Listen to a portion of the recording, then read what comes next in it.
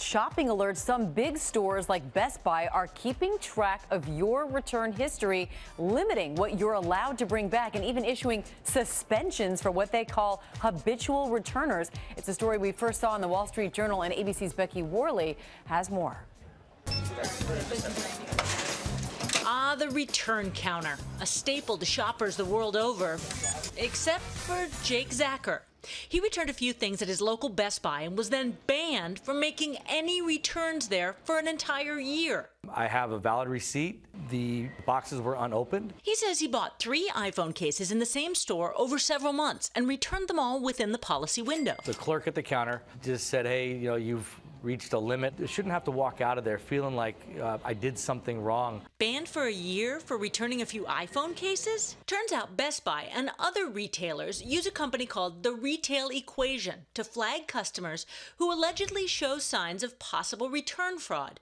The goal? Minimize illegal returns for used or stolen items or things purchased at a competing store. It's a serious problem, reportedly totaling up to $15 billion in loss for retailers every year. It's working and it is preventing fraud, and in other cases it's hitting the innocent consumer. Consumers like Jake and dozens more who've shared similar experiences on Yelp about brands who use the retail equation. I decided to try for myself, buying 3 iPhone cases at one Best Buy and returning them the next day at 2 others. Hi, returning. How many days do I have normally for a return? 15. 15 days. And there's no penalty for bringing it back in that time frame, right? They don't ding you? No. At the next Best Buy, I've returned a couple other things recently, and I read some article about that. Is that going to be a problem? I don't think so. and it wasn't. Wow, that was fast. Yeah.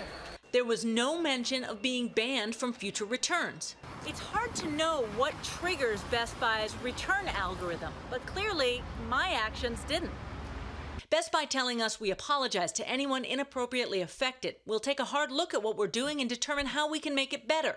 A spokesperson for the Retail Equation adding the vast majority, approximately 99% of returns, are accepted.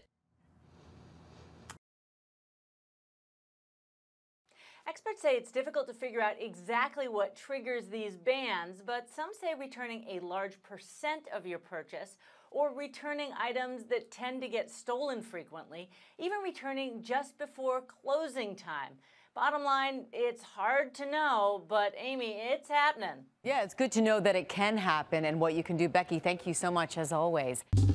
Well, hey there, GMA fans. Robin Roberts here. Thanks for checking out our YouTube channel. Lots of great stuff here. So go on, click the subscribe button right over here to get more of awesome videos and content from GMA every day, anytime. We thank you for watching, and we'll see you in the morning on GMA.